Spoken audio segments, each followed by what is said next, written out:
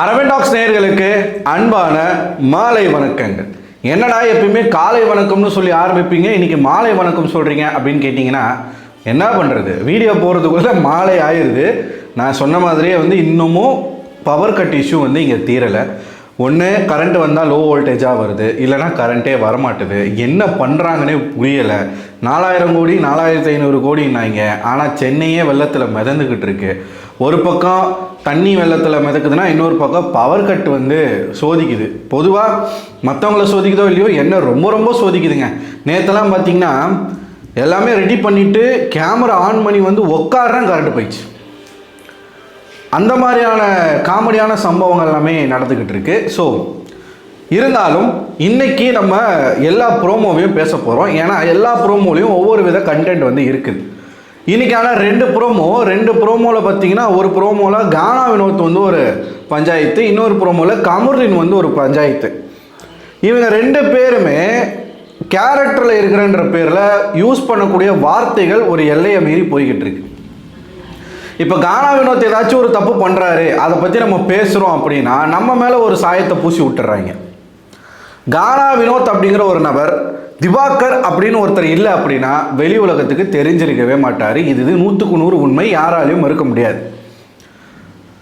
அப்படிதான் இருந்தாப்புல இன்னைக்கு இவ்வளோ தூரம் வளர்ந்துருக்காரு அப்படின்னா அதுக்கு வாட்டர்மெலன் ஒரு முக்கியமான காரணம். இது ஃபேக்ட். ஓகேவா?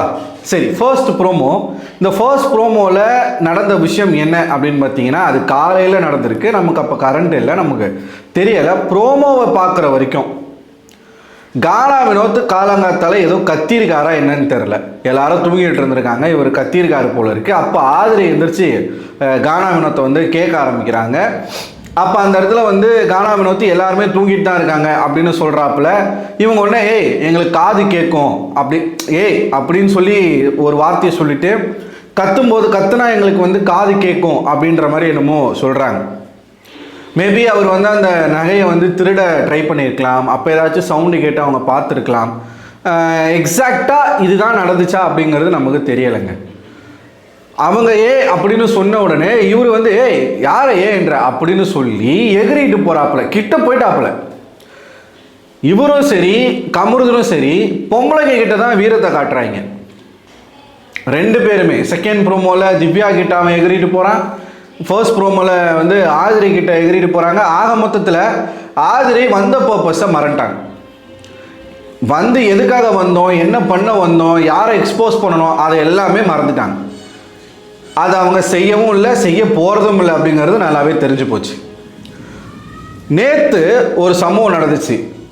கரெக்டாக திவ்யாவுக்கும் கானா வினோத்துக்கும் அந்த ஒரு டாஸ்க் நடந்துக்கிட்டு இருக்கும் பொழுது திவ்யா கானா வினோத்தோடைய காலில் மிதிப்பாங்க. அது எதுக்காக அப்படின்னு நான் போன வீடியோவிலே சொல்லியிருந்தேன். கானா வினோத் திவ்யாவுடைய செஸ்ட் கிட்ட அவர் கை இப்படியே வருது. அப்படி வரும் பொழுது இவங்க உதைக்கிறாங்க. ஓகேவா? அது பின்னாடி சூழ்ச்சி இருக்கா, ட்ராமா இருக்கா, இல்லை என்னவோ நமக்கு அதெல்லாம் தெரியாது. அது வீக்கெண்டில் சேதுபதி சொன்னாலே ஒழிய நமக்கு தெரியாது. யூகத்தில் நம்ம பேசவும் முடியாது. உதச்ச உடனே இவர் மறுபடியும் வேணுக்குன்னே உதைக்கிறாப்புல. சரி, அவங்க தான் தப்பு பண்ணிட்டாங்க, இது பண்ணிட்டாங்க, நீங்கள் சண்டை போடலாம், கேட்கலாம். நீங்களும் அதை ரிப்பீட் பண்ண வேண்டிய அவசியம் இல்லை. ஆனால் அதை அவர் பண்ணுறாரு. பண்ண பிறகு லைவை கட் பண்ணிட்டாங்க.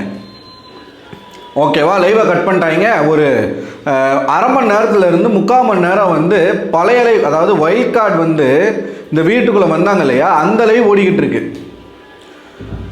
என்னாச்சு ஏதாச்சுன்னே தெரில. திடீர்னு கட் பண்ணி போட்டால் அந்த டாஸ்கில் கானா வினோத் டீம் ஜெயிச்சிட்டாங்க அப்படின்ற ரிசல்ட் வருது. அதாவது பார்வதி டீம் ஜெயிச்சிட்டாங்க அப்படிங்கிற ரிசல்ட் வருது.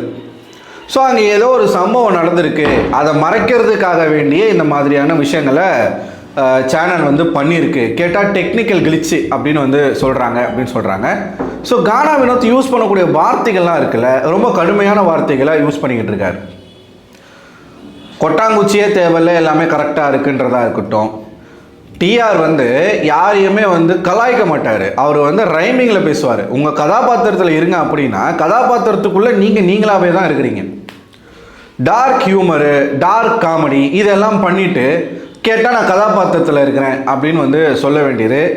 ஆதிரி ஏன்னு கத்துனது தப்பு, அதுக்கு கானா வினோத் ரியாக்ட் பண்ணது ஓகே. ஆனால் எகிரிட்டு போகிறதெல்லாம் வந்து வாட் இஸ் திஸ், இது வந்து தப்பு இல்லையா அது?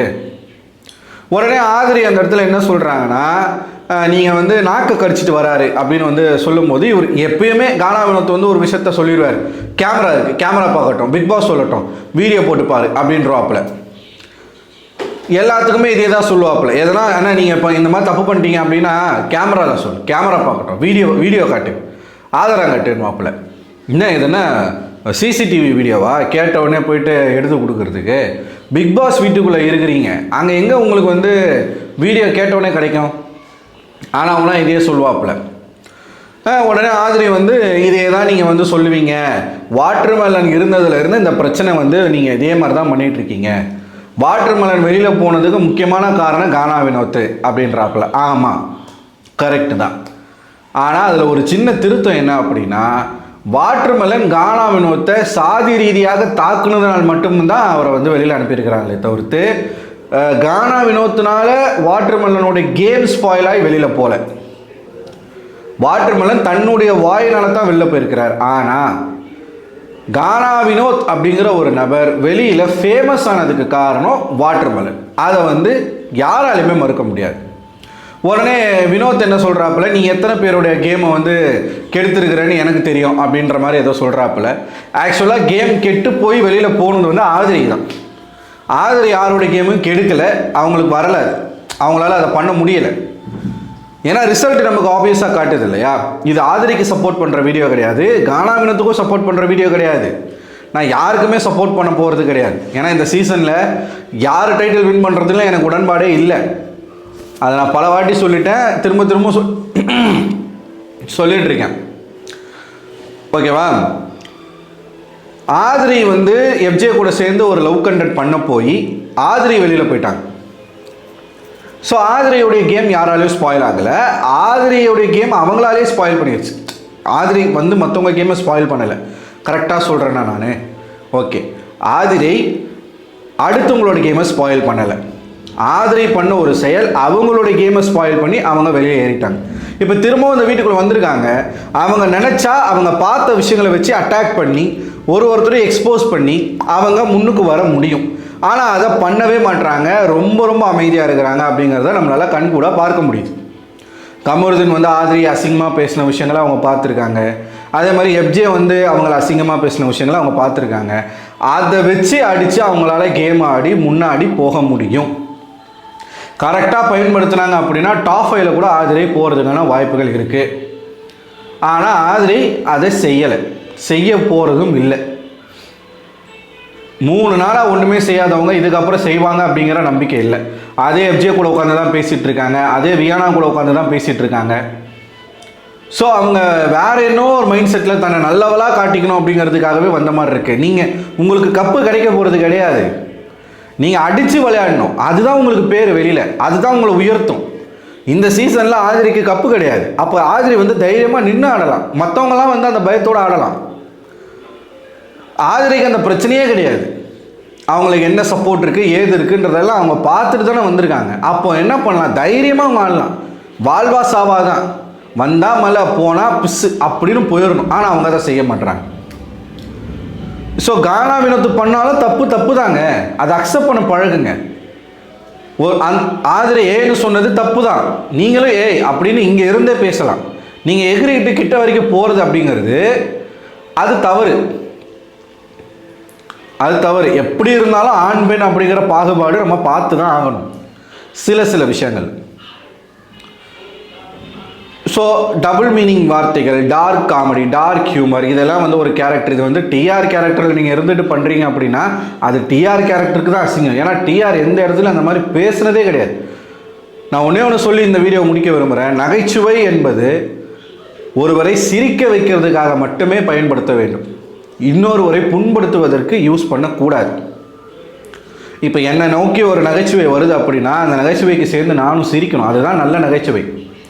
ஆனால் அந்த நகைச்சுவை வந்து நீங்கள் நகைச்சுவையாக நினச்சி பண்ணுற ஒரு விஷயம் என்னை பர்சனலாக அட்டாக் பண்ணுது, என்னை வந்து குத்துது, என்னை காயப்படுத்துது அப்படின்னா அதுக்கு பேர் நகைச்சுவை கிடையாது, அதுக்கு பேர் மாக்கிங். இந்த வித்தியாசம் புரியாத எவனுமே நகைச்சுவை நடிகராக இருக்கவே முடியாது. ஒரு நல்ல நகைச்சுவை கலைஞருக்கு அவனை வருத்திக்கிட்டு அவன் மற்றவனை சிரிக்க வைப்பானே தவிர்த்து இன்னொருத்தனை கலாய்ச்சி கிண்டல் பண்ணி அதன் மூலமாக ஒரு நகைச்சுவையை உருவாக்க மாட்டான். இப்போ வடிவேல் அவர்கள்லாம் எடுத்துக்கிட்டிங்கன்னா அவர் அடி வாங்குறத பார்க்கறதுக்கு தான் ரசிகர்களே. செந்தில்லாம் எடுத்துக்கிட்டிங்கன்னா அவர் அடி வாங்குறத பார்க்கறதுக்கு தான் ரசிகர்களே. கவுண்டமணிலாம் எடுத்துக்கிட்டிங்கன்னா அவங்களோட காம்போவே வந்து ஒரு எளியும் பூனையுமான காம்போ தான். அப்படித்தான் இது வரைக்கும் எல்லாருமே நகைச்சுவை நடிகர்களாக. விவேக் அவர்கள் தன்னுடைய நகைச்சுவையில் சமுதாயம் சார்ந்த கருத்துக்களை மக்கள் மத்தியில் திணிக்கக்கூடிய ஒரு நபர். பேச்சில் மட்டும் இல்லாமல் சொல்லிலும் செய்து காட்டின நபர். லட்சக்கணக்கான மரக்கன்றுகளை நட்டிட்டு இன்னைக்கு நம்ம கிட்ட இருந்து மறைஞ்சு போயிருக்காரு.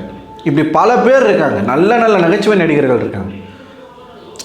இப்போ சர்க்கஸில் ஒரு க்ளவுன் இருக்கான்னு வச்சுக்கோங்களேன். அந்த க்ளவுன் வந்து அவனையே டீஸ் பண்ணிக்கிட்டு மற்றவங்களெல்லாம் சிரிக்க வைப்பான். சிறந்த உதாரணம் சார்லி சாப்ளின். இப்படி நிறைய பேர் இவங்களோடலாம் இவங்களை கம்பேர் பண்ணுற அளவுக்கு இவங்கெல்லாம் பெரிய ஆள் கிடையாது. ஒரு உதாரணத்துக்கு சொல்கிறேன், அப்படி தான் நகைச்சுவை இருக்கணும்.